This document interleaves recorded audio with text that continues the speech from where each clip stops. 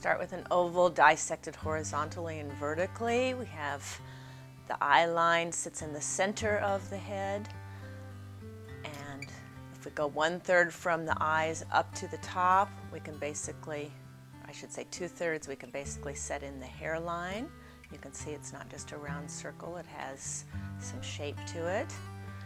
I'm blocking in where the fashion eye will sit, leaving an eye's distance in between the two eyes, and you can see it's a modified football shape, a little bit longer, a little bit narrower than the normal eye. Looking at a close-up, I'm going to flatten on the inner circle and the lower outer circle, and then I shape a curve in between those two, start feeling the shape of the eyeball, is a larger circle, and the iris sits on that ball, and of course we're never going to see the whole iris because she would look like she was in shock. Feeling the eyelid now curving around that eyeball.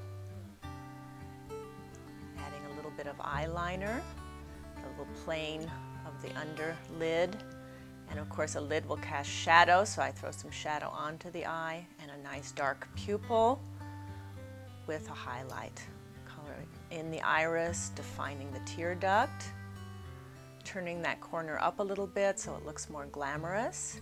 Now I'm going to find an angle from the nose up through the pupil, and I'm going to make sure that the arch of my brow sits more toward the outside of the head. We never want the arch of the brow to be in the middle of the eye. And the more I arch the brow, the more expression she has in terms of looking a little more wicked. Lashes sit to the outside of the eye. I just suggest lashes. I'm never too literal with lashes. You can see the under lashes are little groupings. Now I'm starting to shadow and feel where the nose sits in relationship to the eyebrow. You want to find some connection between the two. I'm giving her a nice arched nostril, a little bit of a feeling of the side of the nose, keeping it rather simple. The nose should be the least defined feature on the face. And I'm never going to show both sides of the structure of the nose coming down. I just want to suggest it. Now the mouth, you can see in close-up, is also a modified football shape. I'm defining the center of the lip, giving it some shape. A nice arch. Now the center of the mouth gives her the expression.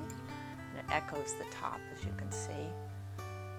A nice thick underlip. Remember, the female mouth is thicker than the male vertically and narrower horizontally.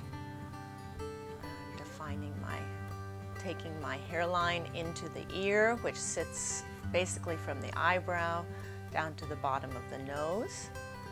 Remember, the ear is basically shaped somewhat like a seashell. It has beautiful curves. You want that shape to look graceful. Defining the cheekbone, which heads toward the corner of the mouth. As you can see, you don't have to take it all the way there, but that's where it's going. Giving her a nice, soft, feminine jawline. Don't want it to be too strong or she's going to look masculine. And keeping the chin also a little bit soft, a little bit curved.